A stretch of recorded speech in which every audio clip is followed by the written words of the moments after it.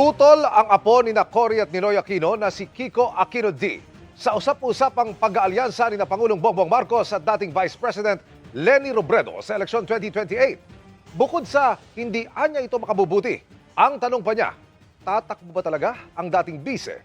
Nakatutok si Ian Cruz.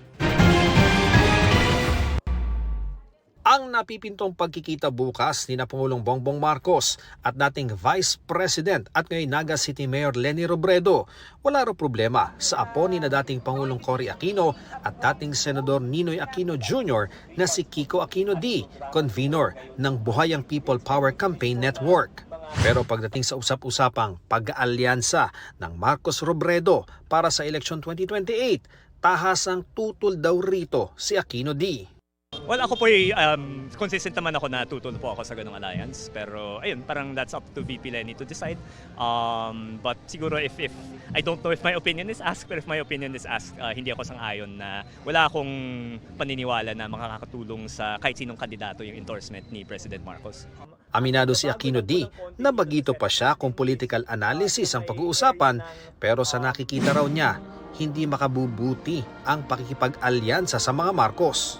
Again, he is the most unpopular president since President Gloria Macapagal Arroyo, and I know from first-hand experience kung ano yung nangyari sa kandidato ni President Arroyo noong 2010. No? Para sa akin, malinaw na hindi siya nakakatulong strategically, hindi siya rin katanggap-tanggap in terms of yung cause for justice para sa mga biktima ng batas militar, para sa yung cause para sa laban sa historical distortion. So ako, I want to be very clear na against ako sa ganung alyansa.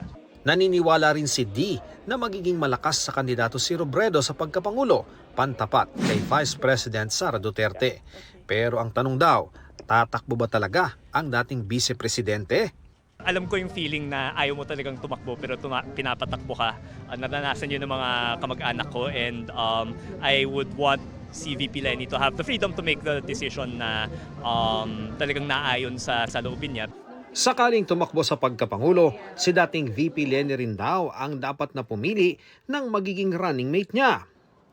Tugon ng Malacanang kay D, huwag muna raw gumawa ng imahinasyon, bagkus ay tumutok sa kanya-kanyang trabaho para di maligaw sa tamang mithiin. Panawagan nila, tumigil muna ang lahat sa pamumulitika. Natalakay ang mga usaping pampolitika na yan sa gitna ng kanilang paghahanda para sa ika-40 anibersaryo ng EDSA People Power Revolution.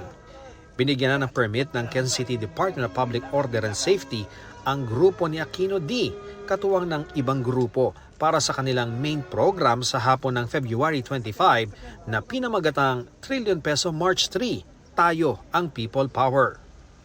Kabilang sa ipaglalaban nila ang kontra-korupsyon at kontra-dinastiya, kasama ang panawagang ikulong ang lahat ng mga kurakot sa kaban ng bayan.